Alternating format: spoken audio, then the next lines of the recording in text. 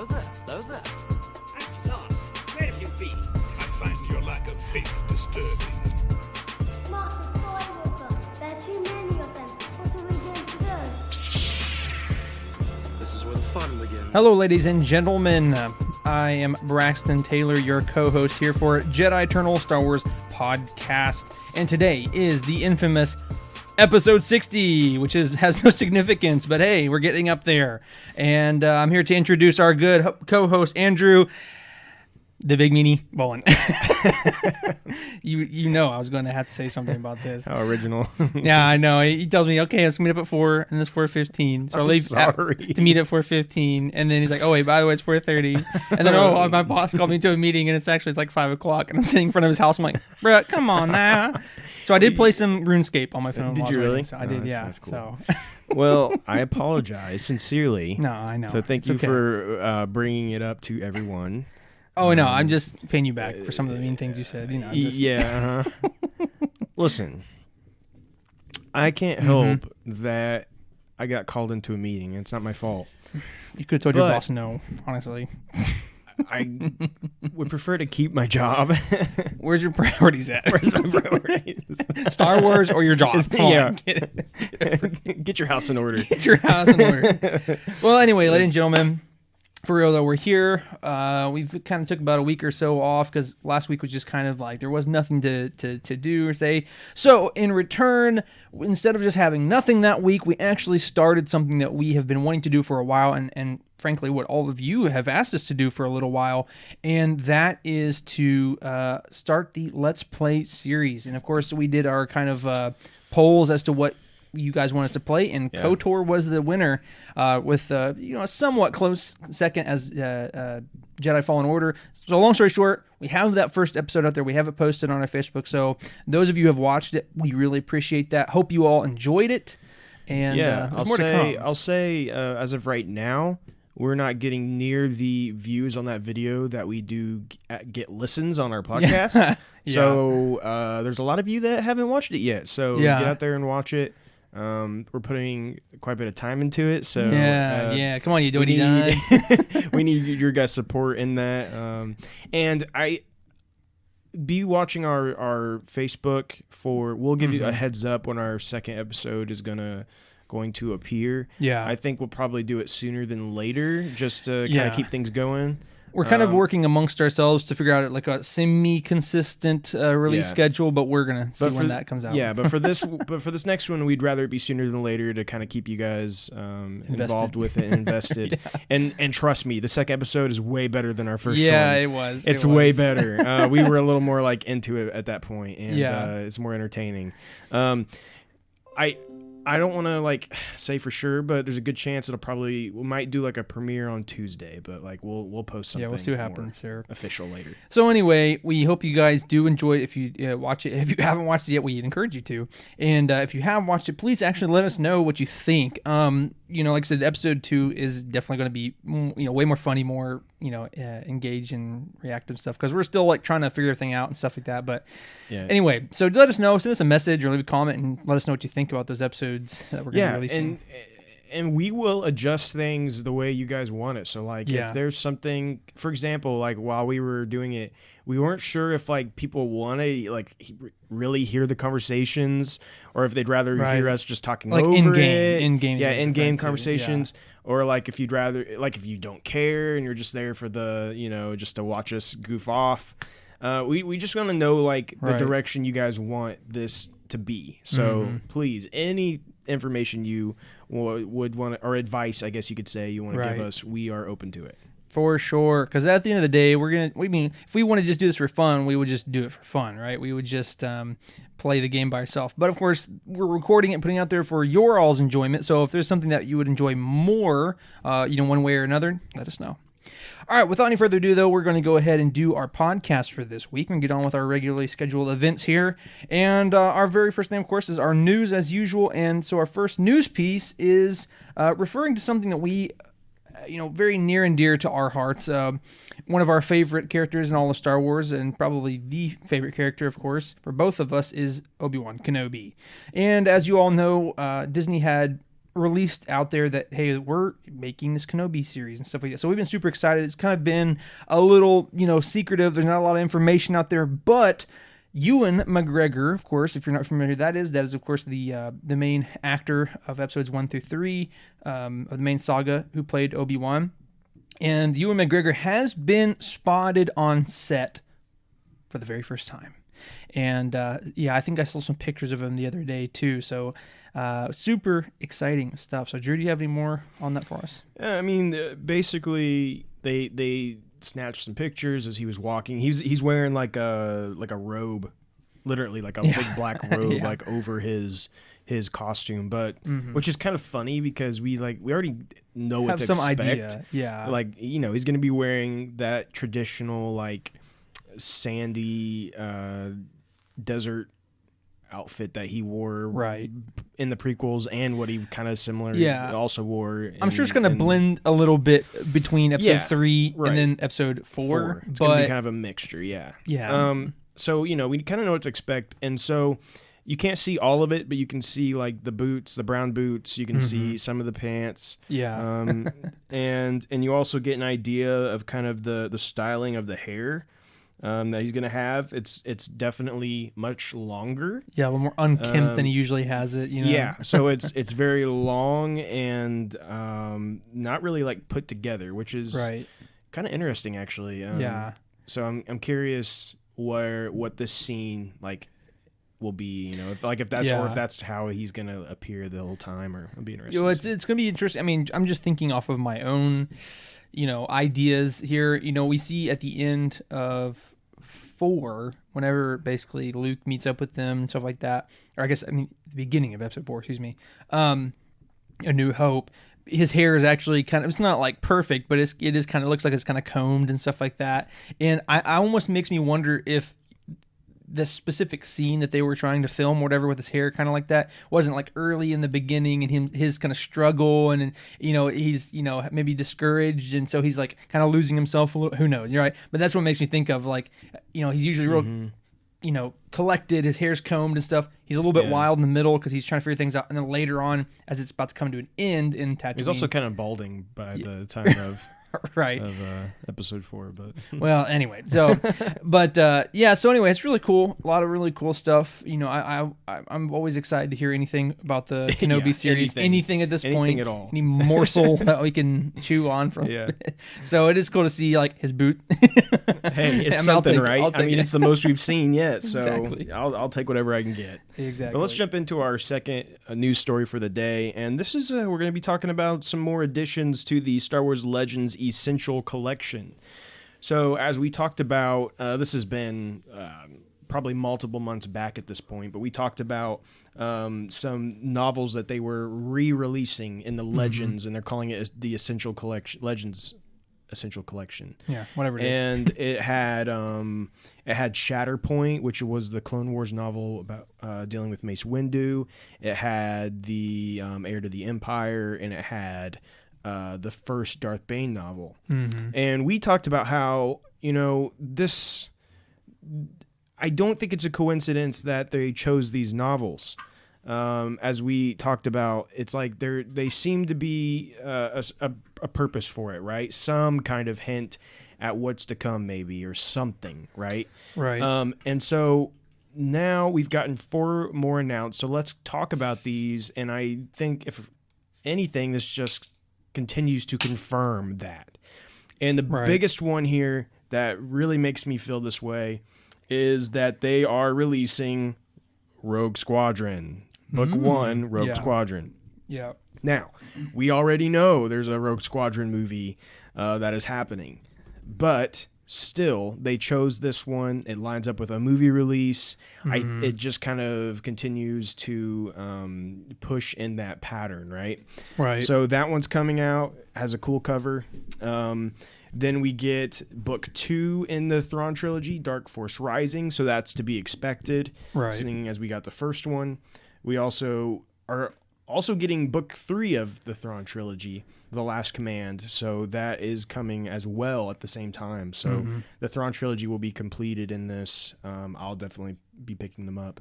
And then we get Rule of Two, which is book 2 of the Darth Bane series. Yeah. So none of these are a huge surprise. Right. Mostly just continuations of what we've already gotten in the Legends collection, but except with the addition of Rogue Squadron. But again, that makes a lot of sense. Sure. And so I'm still hoping this means that there is a chance we're getting a new take on Heir to the Empire and with Thrawn and everything, which I totally believe we are.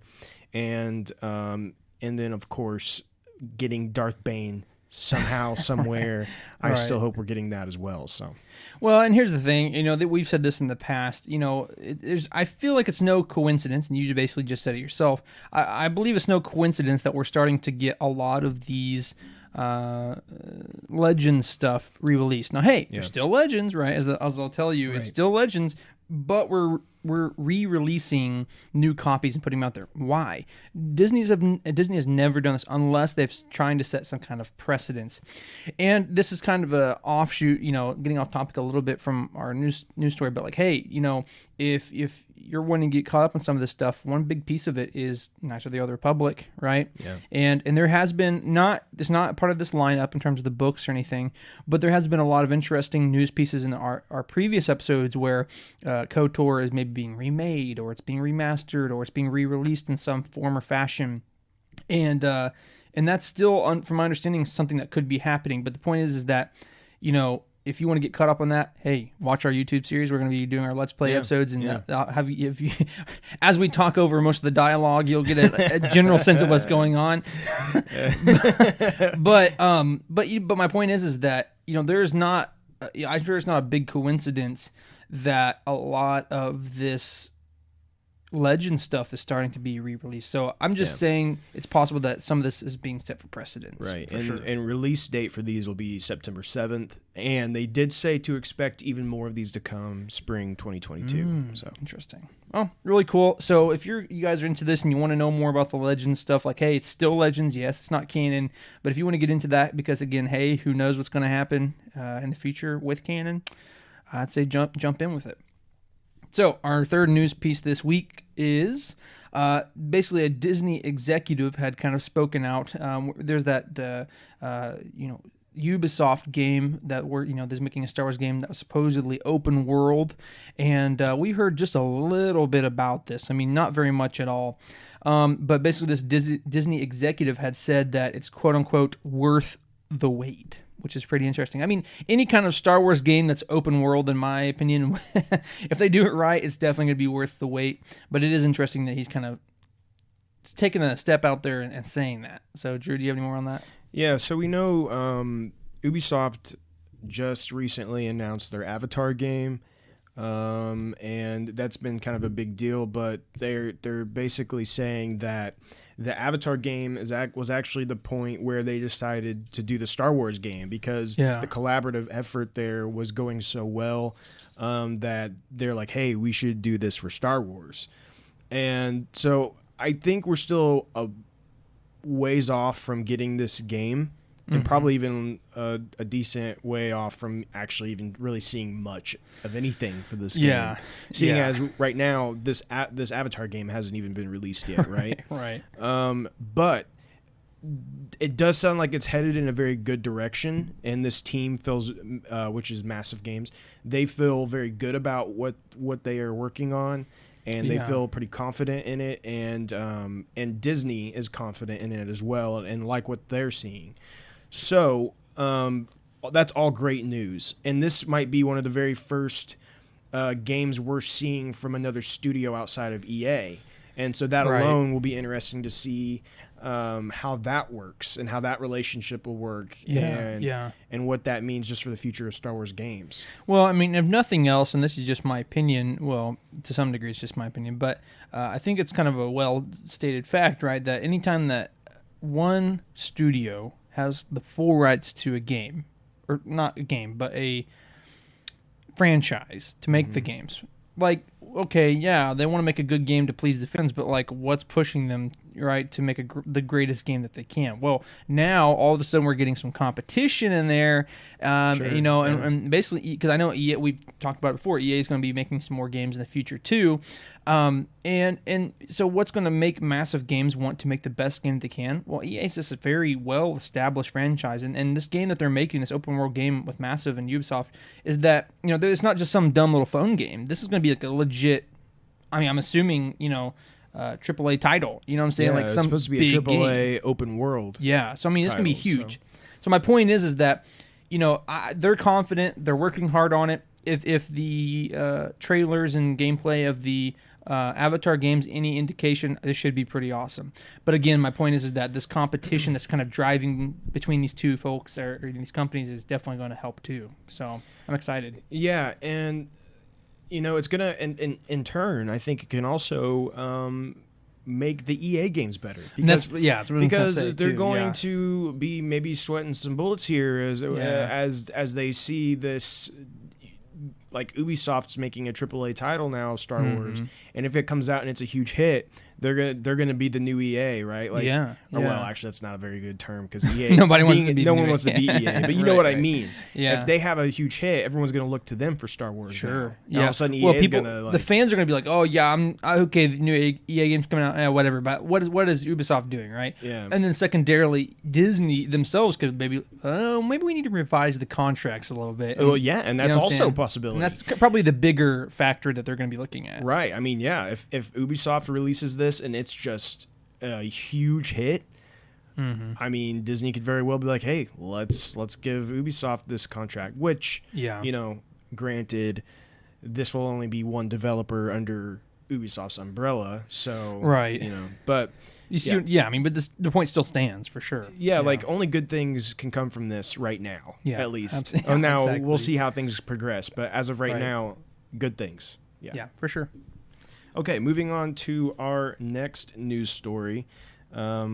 This is a big one. This one actually just was talked about right before we started today. Rogue Squadron now has its writer. So this is pretty big news. Yeah. It's going to be written by Matthew Robinson. So Robinson or Robertson? Robinson. Oh, okay, never mind. I got the wrote down correctly. Yeah, Matthew Robinson, he co-wrote and co-directed The Invention of Lying. He did a comedy called Jerked.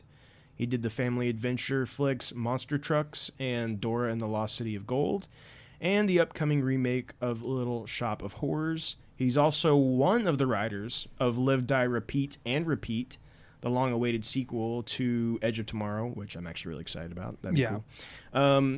And but also probably the closest thing he's done to the Star Wars spirit is the charming Dylan O'Brien starring monster adventure comedy Love and Monsters, which he co-wrote. Yeah. So, here's the thing.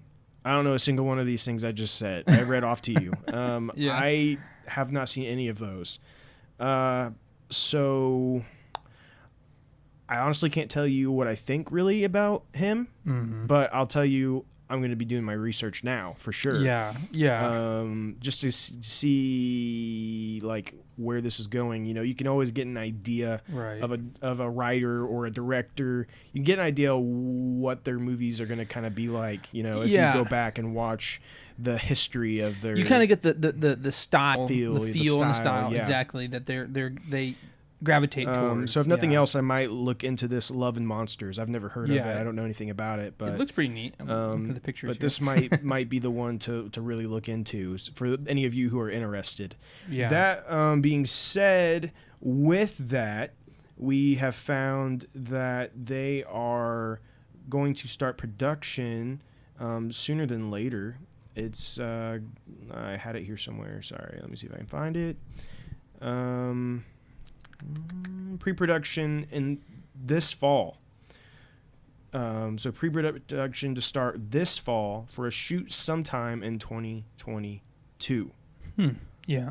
Now, saying that, I'm not really gonna say that is news, that part of it, because that's not 100% confirmed. But I just wanted to attach that on there. They could be starting as soon as this fall in pre-production. And as we already know, this is supposed to be released December 23rd, 2023. Yeah. So still a ways away. Still a bit away, but like I said, kind of a big thing there, figuring out who the writer is, and we're going to be able to, like I said, kind of analyze that, see, maybe get an expectation of what we might start seeing in that story. So, and another way to possibly get some idea of where this might head is to read the Rogue Squadron novels. They've already said this is going to be a new take, blah blah blah, but there's going to be some inspiration from those novels. They wouldn't have named it the same thing if they didn't intend to do that. Yeah, so if you look back on some of the things he's done previously, you're going to get the style and feel, and you can go read the Rogue Squadron Legends book and maybe get an understanding of the gist of the story, and you could really start putting together a decent understanding of what that movie's going to be like. Yeah. So anyway, a lot of cool stuff there. Looking forward to all the shows and the movies and stuff that are going to be coming out in the subsequent years. But that is the end of our news section there. We had one more than usual on the news, and we actually have one less on the rumors, so that kind of evens out there. But our very first rumor for this week actually has to do with the Ahsoka series. And the rumor is that it's bringing back a familiar character from the Clone Wars era. And that is a character that was actually basically one of Ahsoka's best friends before she turned rogue, and that is Barriss Offee. And if you don't remember who that is, basically she was the apprentice to one of the other Jedis, and she was like had yellow skin with the black dots and stuff. One of the main episodes that we see her at the very first was when her and Ahsoka had to team up. When Anakin and her master teamed up and they attacked that droid factory and they became best friends, blah blah blah. But of course, as you know, later on she ends up being a traitor and doing all this crazy stuff. So if Barriss is in the Ahsoka series, it's gonna be pretty interesting because that's a long time away. But I'm sure that regardless, there's probably still some ill feelings there. So, Drew, do you have anything on that for us? Basically, this is coming from the Illuminati, and they are saying that according to their sources, Star Wars Ahsoka is looking to cast Barriss Offee. She's listed as a lead character in her 20s to 30s, and they're looking to cast an Asian woman for the role. I mean, I don't think this is necessarily a bad idea. I think there could be an interesting relationship there. Now, all these years later, after the Clone Wars, to see where they both are and how that correlates into the story and the future of things, I think could be very interesting. And honestly, I could see it leading almost to a redemption for Barriss as well. Absolutely. Because I think she had a lot of issues with the Jedi, and as we know, Ahsoka did too. Yeah, really did too. She just handled it differently. But now, seeing as all that has kind of gone away, it'd be interesting to see where that character has went from there, right? So I think there's a lot of potential here. If this truly is, if this has any ounce of truth to it, which let's be real, just because they're looking for an Asian character does not automatically mean it's this, and I feel like that's kind of what they're getting at here. Right. They say their sources suggested it's Barriss, but I kind of feel like maybe it's just because they're looking to cast a 20 to 30-year-old Asian. Which also, let's throw this in here. Wouldn't a 20 to 30-year-old Asian be too young for... Yeah, I'm pretty sure. Because the Ahsoka series is after the... it goes after, but it's subsequent to the timeline of Mandalorian Season 2. And at that point, she's getting close to her 40s, I thought, right? Like late 30s, early 40s or something like that. Ahsoka, anyway. And if I'm not mistaken, Barriss was older than Ahsoka. So... Yeah, so... It is kind of a little stretch there. A little bit of a stretch. Well, and also say, too, though, what I think would be really cool or awesome to see her come in the show, and have the redemption arc, or even if it's not, I think it'd be really cool. But to be a main character, I do think it's a bit odd that they're just pulling some random character that has some kind of connection to Ahsoka from the Clone Wars era and just throwing her in there. Hey, we have all these new characters, right? We have all of these new people that she could be interacting with, things that are more tied to her story, especially through the Mandalorian series. it's just I mean, not to say I'm against it at all, but I'm just thinking it's kind of odd. If there's anyone I want to appear in this live action Ahsoka series, it's Rex. Oh yeah, 100%, 110%, yeah. I mean, yeah, they better not be focusing so hard on some random other character than they don't get Rex. Yeah, I think he's integral to that story for sure. Yeah, as long as he's still alive, which we assume he is because he was in Return of the Jedi, which, this is still a handful of years later. But, right. I mean, I think the chances are he still is, right? So that would be a cool interaction. Yeah, I think that'd be amazing to see. Yeah.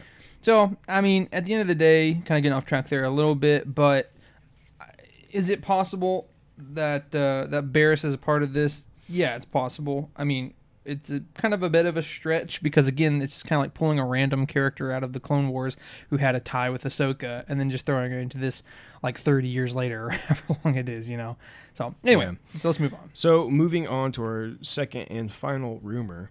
The Acolyte is aiming to begin production in February in London. So with that being said, it's most likely using the volume, which is what Mandalorian has used, as well as the Book of Boba Fett and Kenobi. And all are using this new technology. So it's not surprising that the Acolyte seems to be as well. Interesting, this is kind of going off track a little bit. I do want to point this out. Interestingly enough, doesn't it appear that Andor has used this technology, which is interesting. A bit odd, yeah. But we'll come back to that eventually at some point, I'm sure, because there'll be, especially after we watch it, maybe we'll get an idea of why that is. But so it appears that that this is going to be starting sooner than later, which you would assume means we're going to start hearing more about this sooner than later. We know that casting has already begun, and we've heard in rumors for a long time that they're planning to cast a woman as the lead in this, right? Which we assume is the Acolyte, right? I think they insinuated that was Rey, I believe. Was that?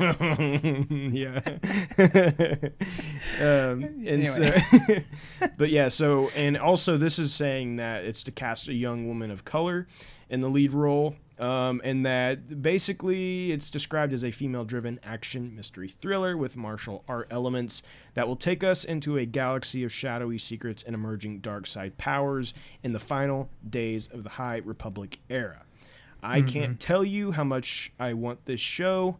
Out of everything in Star Wars other than Kenobi, this is my second most exciting thing right now. Yeah, go ahead, sorry. Because I think this story, and now I could end up being totally wrong and I'm going to be very disappointed, but I think this story they're going to make you think it's what they just said, right, in that description. But I think what this really is a prequel series for Plagueis and Palpatine.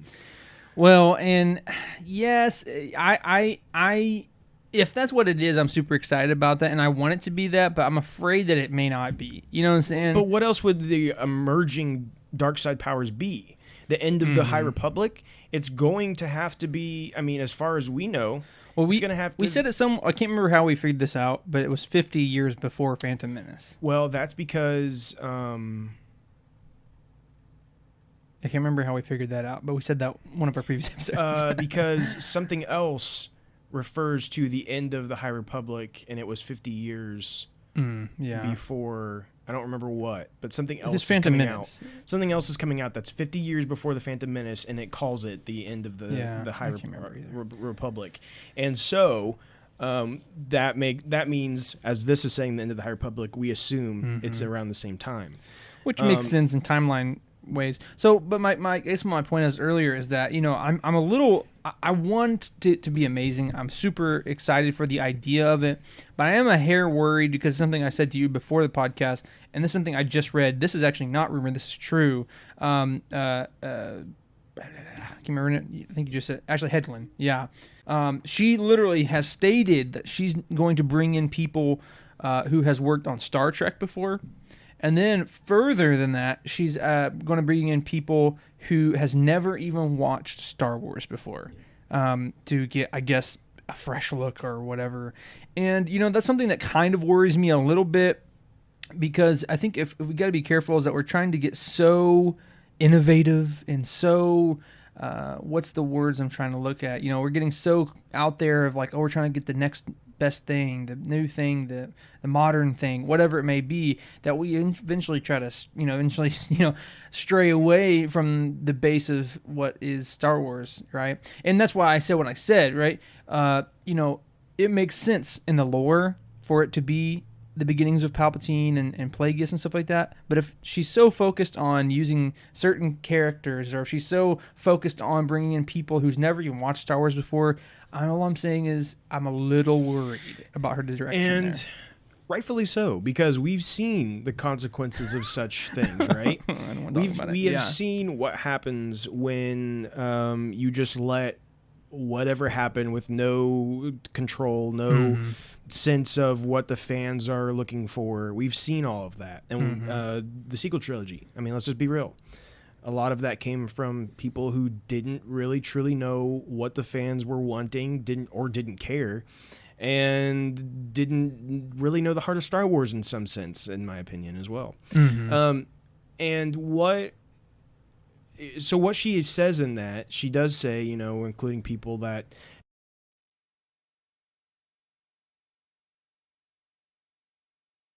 sorry, my computer, I thought it had stopped recording. It may actually have cut out. We'll see. Yeah, probably did. But one of them that had never seen any Star Wars at all, anything. She said they were in the writing room and she was like looking into what Star Wars was, and she texted her and said, "Luke and Leia are brother and sister." What?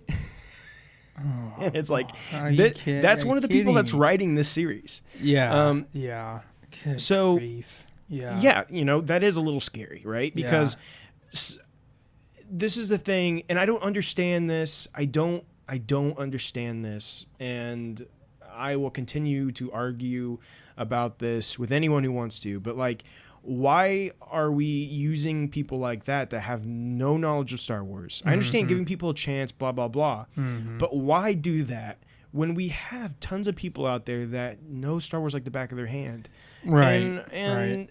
And we have all of these extremely talented Star Wars authors who know and love Star Wars. In and out. That don't get an opportunity yet. That I know of at all, work on any title. Kind of movie or even TV series. And it's like, I understand. I understand.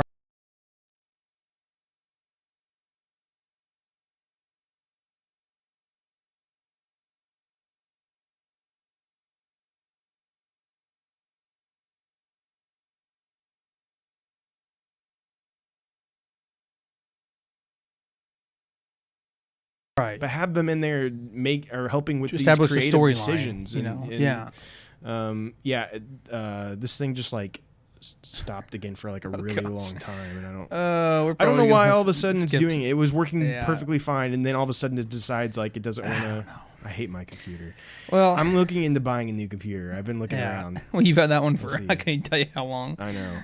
I'm just gonna like chuck it out the window as soon as I get a new one. I think I'm gonna get. You know what I want to get? I want to get big talk right there, big boy. Yeah, I want to get an iMac. It'd be so cool. We would look so cool. We would look sick, honestly. Like, you know what I mean? It would just be. It's just the right thing for Jedi Eternal. Yeah, I agree. If you want to donate an iMac to Jedi Eternal, go to our GoFundMe now. So anyway, to end off on our rumors, I think I kind of already said it, but I'll say it again. Like, when you're so focused on, like, okay, we have to have this specific type of character as the lead. We have to have this specific type of writers to come in who's never even seen Star Wars before. All of these kind of like jaw-dropping or innovative things. People. I mean, again, I don't know much about Ashley, right? And I don't know much about her works, but I think it's safe to say that every single writer, every single director, every single etc. are always trying to put themselves on a You pedestal. mean Leslie, right? Leslie, yeah, Leslie Headland. Anyway, I really couldn't care less. Anyway, I just want to make sure just we being were on honest, the same page. I really couldn't care less. Anyway, point is that like everyone is trying to get on a platform above everybody else, right? To stand out and to be something different than everybody else. You know, that like they're not just the humdrum. They're the best. They're the newest. They're the most innovative. And sometimes, and and like I want to be the very best. Like no one ever. what? I want to be the very. Anyway, not doing that. Anyway, but the point is that them is my real call. The train them is my car. Sorry. Go ahead. Anyway, so like I said, just in my spiel, it's like we're focusing so hard on being the next best thing, the most innovative, the most jaw-dropping, the most inclusive, whatever it is, that at the end of the day, we're going to lose touch on what they're even writing about, which is Star Wars, right? At the end of the day, just write a good story that fits within the Star Wars timeline, and people are going to eat it up. They're going to love it. They're going to watch it. You're going to make a lot of money, you know. But anyway, that's just my spiel. We just got to be careful about people coming in that knows nothing about Star Wars. They don't care about Star Wars. They're just trying to make the next best story. You know what I'm saying? Yeah. Anyway. Like I said, as we saw with Ryan Johnson and JJ at their battles with one another to figure out who could write the craziest next big thing, but then ruins the whole lore, in my opinion. Anyway. Not getting to that, but there's a reason why we haven't got any more stories said during the. Yeah, exactly. Anyway, so that is going to conclude our news and rumors for the week. So now we're going to move into our releases. Yes, and what a week it is for releases. We get Wave 2 of the High Republic. Yeah, we're getting the next adult novel, The Rising Storm by Kevin Scott. That is coming out this Tuesday, June 29th. So that is going to be a big, big day. I cannot wait to get my hands on this novel to see where the High Republic heads next. As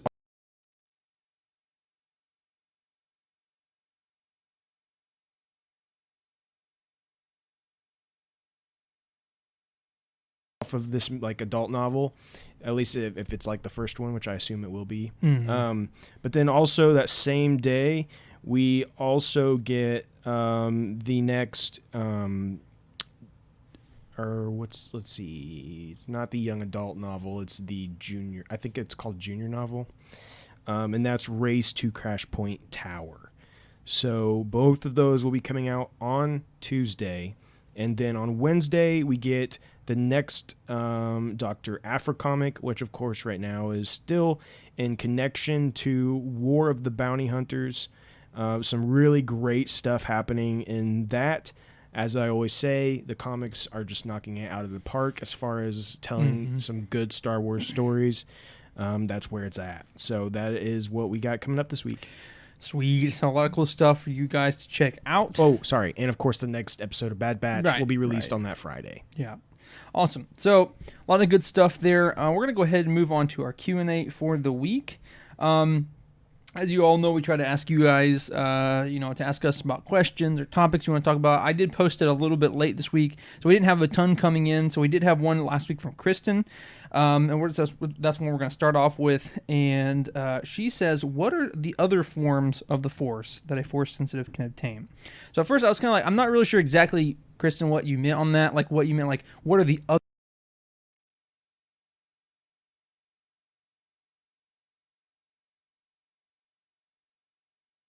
If you have the Force and you're a Force-sensitive person, typically if you train in it, you have like Force push and Force pull, right?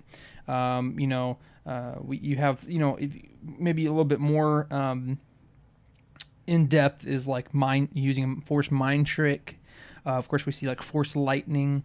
So these are some of the basic ones, and maybe that's what you're referring to. But there are other ones that we see throughout canon and legends that are kind of wild. Kind of crazy stuff, right? That we see for people who are Force sensitive and who can use the Force. Of course, we have, we just played the first episode of Knights of the Republic, and so that's kind of fresh on my mind. And we talked about Bastila's Force battle meditation. So that's something, maybe not everybody has, but they can use. Of course, there's Force healing, which is a sensitive subject as of recently, it seems like. Then you have like Force speed. There's in some of the newer stuff that we've seen, which is like the book called Force Collectors.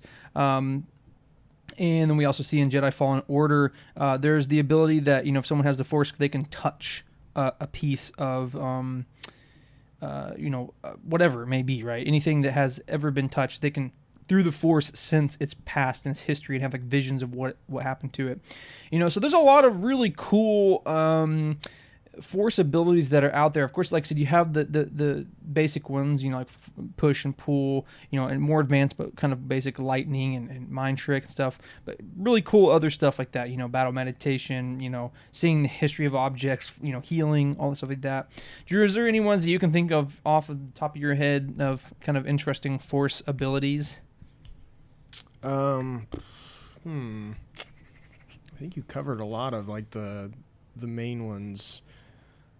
I know there's like Darth Nihil. Yeah, I mean, I don't know this is strictly a Force ability, but it's like the Force Devour, where he like eats the life essence and Force out of people because like he the dark side corrupted him. He's like super hungry or whatever. That's a pretty interesting Force ability that's strictly through the dark side. Yeah. And the way she worded her question, can you just tell me that one more time? Yeah, what are the other forms of the Force Yeah. that a Force sensitive can obtain?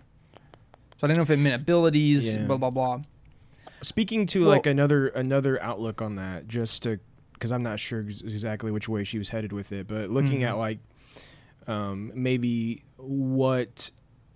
And like the Jedi use the Force in that way, right? But like, were there other ways that the Force could be used? Yeah. We know that there were other things that were not Jedi that had some kind of use of the Force or knew of the Force, but called it something different, right? Yes, and didn't call it the Force. Like we have like the Mustafarians, we know, as we know in the Darth Vader VR series, they called it the life current, and stuff like that, right? So we also see the Night Sisters who utilize the Force more of like in a magical way with like spells and potions and stuff like that. Yeah, like the Mist Weavers call it the Luminous Mist, and so I think that there are actually, in a sense, many forms of the Force, and depending on how you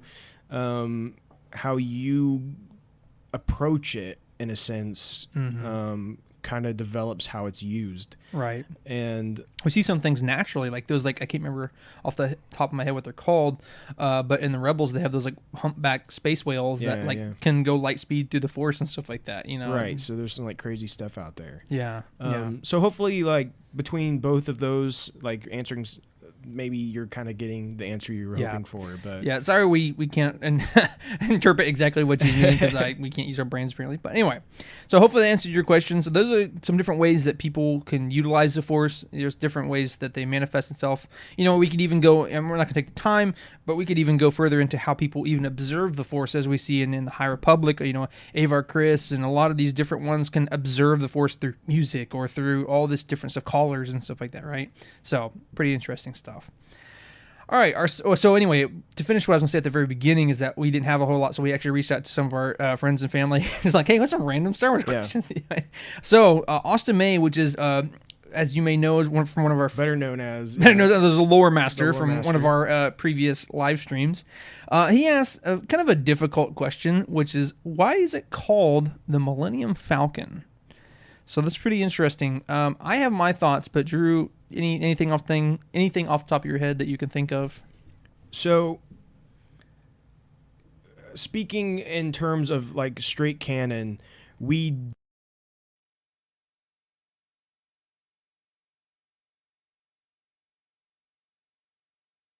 I am going to assume Lando decided to call it the Millennium Falcon because, first of all, it just kind of sounds cool, right? Right. That's kind of just how Lando is, but also like a falcon, is kind of which I don't know if falcons exist in in Star Wars, but like, I mean, you assume they must be, right? Have some or kind something, of something like something that. along those lines, yeah. But like, it's just kind of sounds fast, right? Yeah. And I think that's kind of what it's going for is it just has like a fast feel to it. Go ahead. I was gonna say that's actually almost the exact answer I had as well. Basically, obviously, I was gonna say we know that Lando, when he got it, he's the one that named it the Millennium Falcon. My take on that, to take it a step further, is that of course a falcon is a very fast animal, right? Like the peregrine falcon can dive at speeds of 200 miles an hour in our world, right?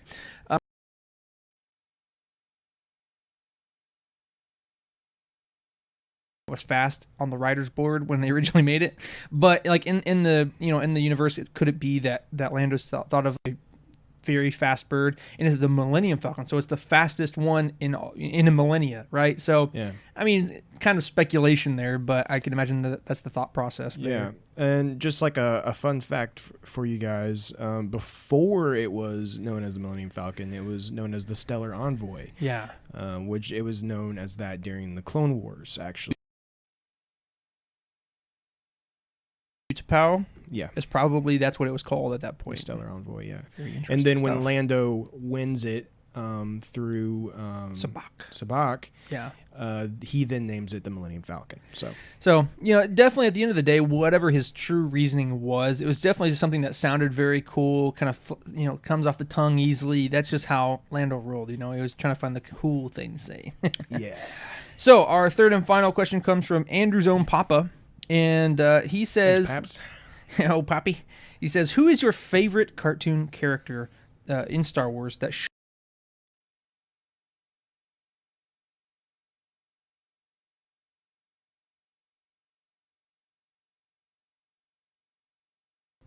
Honestly, I was thinking about this for a little bit too, and honestly, those are two big ones for me as well. I love those characters, and I think it would be really fun to see them come into live action. Of course, I think the obvious answer for both of us would be Rex. I think that's another one we want to see in live action. A lot of them, like Ahsoka, and a few of them have seen come, which is pretty interesting. I mean, originally, a couple of years ago, I would have said Ahsoka would be one I really wanted to see, but now we already know. We already got her, and we know we're getting even more of her.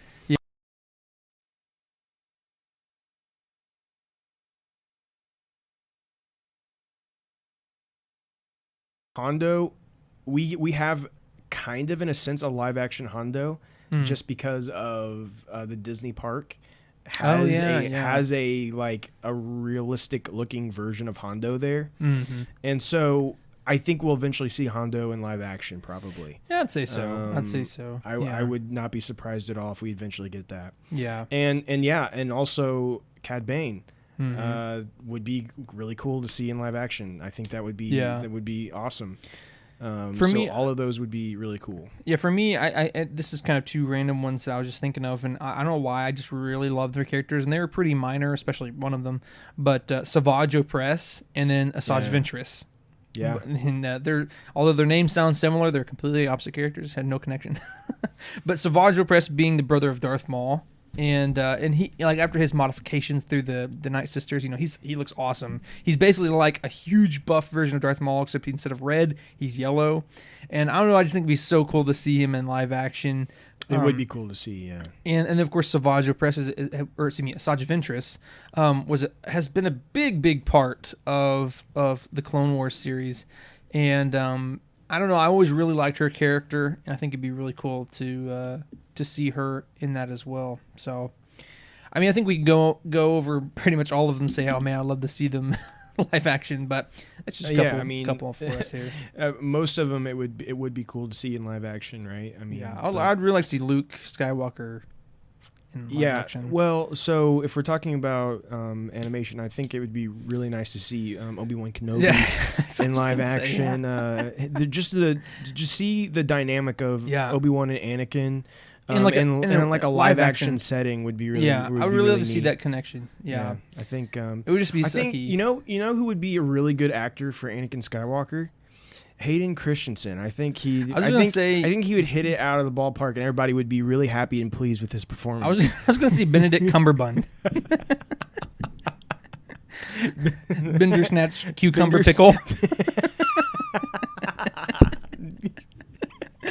So anyway, just a few ideas out there.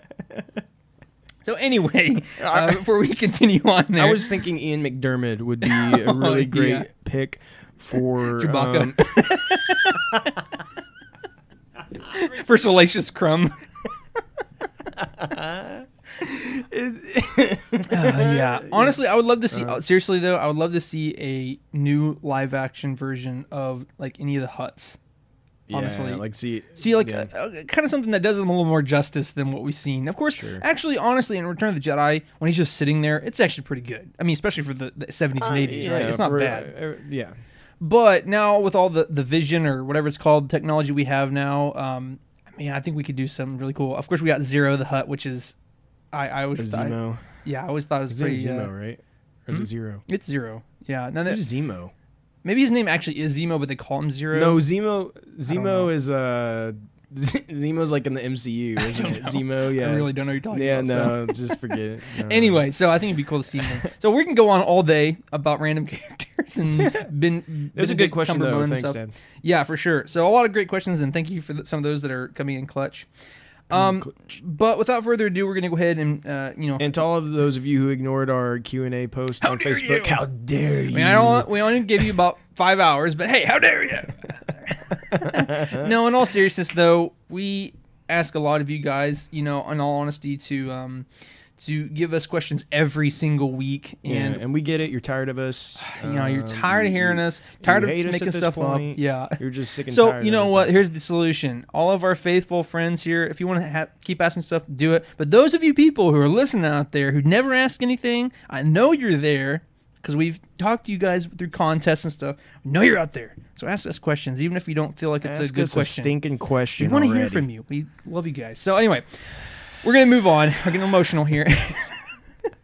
So we're gonna move on to our main topic, and that is going over the Bad Batch episodes 8 and 9, which is in order Reunion and Bounty Lost. So last week, again, we had episode 8, and we did not go over that because we didn't have a podcast episode. And there was some interesting stuff, but not a ton of stuff to go over. Definitely something that we could just kind of squeeze into this week's episode. So we're not going to take a lot of time to go over like our non-spoiler impressions, because I think it's kind of just been the same as it has been throughout the entire series up to this point. I will say I do think it's starting to pick up a little bit. That is something that I had said for episodes 2 through 5 or 2 through 4, 2 through 5, something like that. How it's just stalled out and just keep getting filler. But the past couple episodes, although they haven't been jam-packed with stuff, like especially episode 8, there still is some pretty interesting stuff coming to fruition and building the story. Yeah, we're starting to get a clear picture of where we're headed with this. Getting a better idea of what the story is about. Now, some of that is not necessarily where I was hoping the story was going. Right. But, it is what it is. Let's just jump right into spoilers. What do you think? Yeah, I think that's the best idea. So episode 8, let's go start off with that one first. So episode 8, which was the reunion. Yeah, the big thing here that I want to mention is just like we get Cad Bane. Yeah, I mean that's the biggest part. Sure. So we see that the community. Why can I never say it? Communionians. Yeah, like it's for some reason it's just like so hard for me to say that. But anyways, they hire Cad Bane to go after Omega. And so we're not entirely sure why just yet in that episode, and so he appears like towards the very end, and actually he shoots Hunter, and for a second they got me. Yeah, it looks like he died. I'm like, holy cow. I'm like, they just shot him like straight in the heart. I'm like, he's a goner. I was like, he's dead. I'm like, man, they're really going. And Tara was sitting next to me when I watched it, and I was just like, I can't believe they just did that. And but then of course, like how he survived, I'm not really quite sure, but I don't know. What do they call it? Plot armor? Is that what they call it? Plot yeah, armor? Yeah, something like that. Yeah.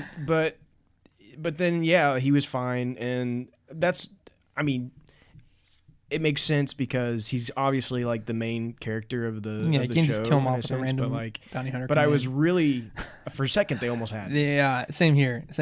But it's great to see Cad Bane again. Yeah. He's as cool as ever, and I just love his voice and his style and everything. It's really cool, and honestly, it stands out even more so than normal. Because we hear so much of Bradley D. Baker in this show that to hear. I don't even know who plays him. I don't know who I'm the not sure, voice actor actually. is, but whoever's doing it does a fantastic job, and his voice stands out. And it was like so refreshing to hear. Yeah, because kind of hearing the same thing over and over. Don't get me wrong, I love Bradley D. Baker, but some of his Bad Batch characters just like annoy me to death. Right. The like Wrecker's voice annoys me so much. I cannot take Wrecker serious because no matter what he says, it sounds so cheesy. We said that about like the last episode when like he turns and it's like such a cool until he turns cool like moment where he's like turns to the dark side, and then all of a sudden it's like, all right, you're going to 66. All right. I'm like, okay, come on. Like that's literally what he's doing to make Wrecker's voice. I know what you just did there, but in his own interpretation. Yeah, but that's all it is. And I get he's trying to make this bigger guy and stuff, but like, I don't know. It doesn't work for me. They need to use voice modulation. They need to make use it some like deeper voice or modulation or something. Come on. Yeah, exactly. Because they do it with they do it with we do it with Grievous. They do it with Cad Bane. Well, Cad Bane, he's got some kind of modulation. Going. Yeah, they should have made it low or something. But yeah, it's Go ahead. No. Finish up. I was going to get the takeaway for. I'm just saying, like it's really off-putting. It's pretty rough. So with Cad Bane's voice coming in, I was like, "Ooh, this is nice." Yes. Yeah. Listen here. Okay. So yeah, I'm just saying the takeaway for episode 8. Basically, of course, we see them at that scrapyard and they're trying to get the chips taken out, which they do. The inhibitor chips I'm referring to, and obviously Crosshair tracks them there and they're fighting and stuff. I think one takeaway for that, I don't know if it's going to have any big significance, but something to note, of course, is that Crosshair's pretty severely burned by the ignition thruster for one of the ships that he was trying to turn on the Bad Batch, but they magically got him with it. Anyway, so he's burned up pretty bad. So that's something to note. And of course, then we get that kind of little section there where Cad Bane's like, hey, we're taking Omega, and she has a bounty on her, and it was from the Prime Minister of the Kaminoans. Yeah, so maybe he is Darth Vader. It could be, honestly, with all those things. Since we don't know who Darth Vader is yet, it makes you wonder a little bit, frankly. So anyway, someone's gonna be taking us serious right now. They're not gonna understand our humor. Yeah. So then we move on to episode 9, which is Bounty Lost, and of course that is the continuation there. Obviously, we start off with Omega, and she is, of course, captured by Cad Bane. She's in a holding cell in his ship, and basically during this point, he's taken her to this rendezvous point with the Kaminoan Prime Minister's, liaison or whatever, right? And, I'm not going to explain the whole episode, but of course she escapes and stuff like that. And, but she contacts the Bad Batch and they're on her trail, but she gets recaptured again and they get to this place. And I'm not 100% sure exactly where this is at. It looked almost like, Cloud City a little bit. It was up in the clouds, ironically enough. So wherever it was. But right when they're about to meet up with the liaison from the Kaminoans, all of a sudden he falls out of the door dead. And, lo and behold, Fennec Shan comes out, and she's like, basically, I took your bounty, and basically fighting ensues. Of course, Cad Bane versus Fennec Shan, which is actually pretty interesting, tying in, some of the older stuff from Clone Wars to the newer stuff, and Mandalorian's kind of neat to see them fighting. That's kind of cool. But there comes a point where they kind of get separated, and Fennec is talking to Omega, and basically is like, hey, they're not trying to be good to you, right? They're not trying to just get you back to the Kaminoans who want to take care of you, whatever. They're wanting to do something wrong to you, clone you, kill you, whatever. But as we can see, the Prime Minister is the one that hired Cad Bane to kill or to bring her in so they could kill her. But there is some dissension within the Kaminoans. So one of the Prime Minister's kind of helpers or whatever hires Fennec Shan to stop Cad Bane and keep her away from Cad Bane and stuff like that. So, long story short, they're doing this, and ultimately Omega escapes with the Bad Batch, who ultimately shows up. But one very, very big part of this episode that we get, basically the Bad Batch minus Crosshair is trying to figure out, why is there a bounty out on Omega. We understand that we took her from the Kaminoans and stuff like that. She took her from the facility, but what's so important about her? And there's actually a pretty big part in this story about this. And come to find out, Omega is pure first generation of the clones. And as they say in this episode, Tech was saying how we're all like first generation stuff, but we were all given the aging, enhanced aging, but she never got it. And basically saying, he's like, who else has gotten this? Who else is only just like cloned from the first generation, but is just left alone? There's no enhancements, nothing. He's like, well, there's one other, and his name is Boba Fett. So what does that mean, right? What does that mean that she alone with Boba Fett is unenhanced like that? And does that mean that she's Boba Fett's sister? I mean, in a sense, kind of, right? Like, I mean, so she is the pure genetic clone of Jango, just like Boba was. It doesn't have any of the extra stuff they included for the clone soldiers. To me, it's kind of weird that she's a female with blonde hair, but yet she's the pure... Like unadulterated genetic clone. Doesn't make a ton of sense. Right. To me, but anyway. But yeah, I think that it kind of means that she's essentially kind of like Boba's sister. Mm-hmm. It's kind of like an addition to the Fett family. Mm-hmm. And I think I think this is a setup for like things to come, like way in the future. Mm-hmm. Like, yes, we're dealing with this in this Bad Batch show, but I think what they're doing is actually something to do with the live action stuff going on. Yeah, because we have Fennec in this, right? Mm-hmm. And so we know that Fennec knows this girl, who also we know is with Boba Fett now in the Mandalorian, right? And now we know we're getting the book of Boba Fett, who is going to have Boba and Fennec, and so. Is there some kind of connection? Is there going to be some kind of connection there? there? Are we going to get an older Omega in the Book of Boba Fett? Which ends up being Tamira Morrison, which is with a blonde wig on. Yeah, which ends up being Tamira Morrison with a blonde wig. I want that. Potentially, maybe like a flashy dress. I mean, I don't know. Some red high heels, maybe some lipstick, maybe, and some va va voom music in the background. Hello, boys. My word, women. Yeah. No, I'm not sure exactly. I don't know how they'll deal with that exactly, but it's a good mental image, though. Yeah, it definitely. But yeah, I think there's some interesting stuff. There's definitely something there. I definitely don't. Yeah. I no longer think she's force sensitive. I know for a while we kind of entertained the thought that maybe that was what was special about her. I think now the special thing about her is the fact that she is the same as Boba in a sense, which of course they want that because I think it's one of those things where they either use it for themselves or they don't use it at all, and they don't want the Empire to have access to it if they don't use it. Right. And we definitely saw some cloning going on because it wasn't in Kaminoa, at least from what we could tell. But there was this was a Kaminoan facility that Cad Bane and Fennec Shand were fighting on, where he was supposed to meet that liaison. Anyway, point is that there was definitely some cloning going on, and it was kind of an odd looking species. So it looked very similar to the vats we see in Rise of Skywalker, actually. Yeah. It's very similar, very like the greenish, like I don't think it was an accident that they looked similar. Yeah. And as we know,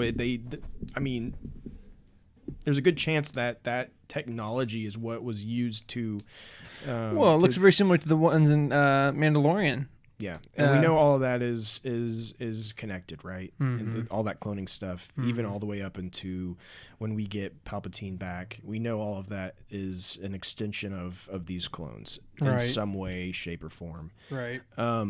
So I think what we see here with those is interesting that they showed that. And it looked to me like maybe there was multiple different kinds of clones in there, like not necessarily. I don't think those were clones. Like I don't strictly think those were Boba the Fett regular, clones. Or it needs to be Jango Fett. Yeah, I think it was other things. And like we saw one fallout that appeared to be a Kaminoan. His head was like so much bigger though, and the neck was short and stuff. Like I said, like it looked almost like one of those classic like a Martian classic alien. yeah. You know, I'm not sure what that was supposed to be exactly. Maybe it was like a botched clone though, too, of a Kamino or something. I think it was Snoke's uncle, but Snoke's uncle, Raylene. So yeah, overall though, like the past couple episodes have been pretty decent, right? Like they've been Raymond. Sorry, I was really thinking of a word that's like Ray, but it's more of a masculine. Yeah, it's definitely been more entertaining. We're 100%. getting somewhere with the story now. We know, we understand the purpose of Omega. We understand this continuous divide between the Empire and the Kaminoans, and so we know like that's going to end badly, of course. Oh yeah, yeah. And I think, well, this is totally on the side, and I've been wondering this ever since. Why in Mandalorian season 2 do we see this clone guy, right? And he's like, he has the the Kaminoan patch, and he's the guy, he's the scientist, whatever. It just goes to show that eventually the Kaminoan species is going to get taken down, and that the Empire is going to resume the cloning stuff, and it's going to put the regular humans in charge of that. Right. Interesting Yeah. to tie in there. Yeah, clearly, they're going to get a hold of. They're going to wipe them out, and they're going to take everything for themselves eventually, right? I think the other thing that I wanted to mention about all of this is the inevitable appearance of Boba Fett. I think we're building to that. Seeing Boba again. Just got his name dropped, Yeah, we just got a name drop. We got Cad Bane in the picture right now. Fennec Shan, which is eventually going to be a connector. Well, but the only thing there is it seemed like he didn't know Fennec. Right. True. She became in his debt later on. Yeah. Blah, blah, blah. But, they could work around that. Yeah. If they needed to. But yeah, I think there's a good chance we'll see Boba eventually in this. I'm still waiting for Ahsoka to show up. I think we'll see Ahsoka.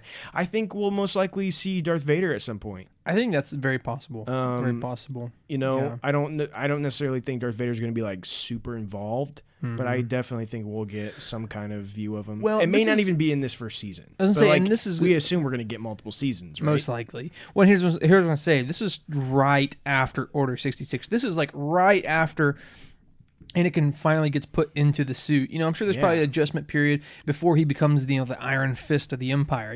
Right. And right now, no one knows about Darth Vader yet. 100%. Well, my point is that 99 Clone Force 99, Bad Batch, whatever you want to call them, they're kind of the pain in the butt for the Empire right now. And eventually, I think something's going to happen to Crosshair. Well, he's just badly injured now, so maybe he can't do it. So that could be the segue into Vader coming like, okay, you know what? We're bringing in the big guns now. Like, Bad Batch is they're just taking too much time and effort to destroy us. We're tearing in the big guns now, Yeah.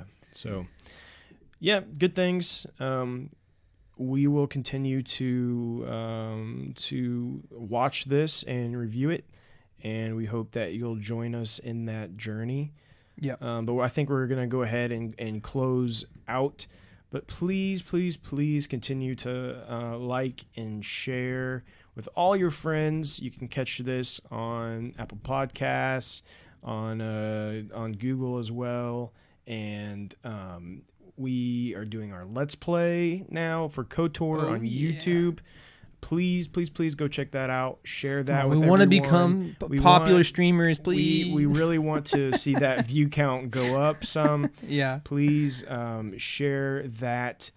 Leave us a comment on it. Go like it. Whatever you got to do. Go subscribe to the channel. All of that will help us. The second episode will be coming soon, probably early next week. And you want to be caught up so you can watch that episode. I promise you, we make it entertaining at the expense of our our dignity.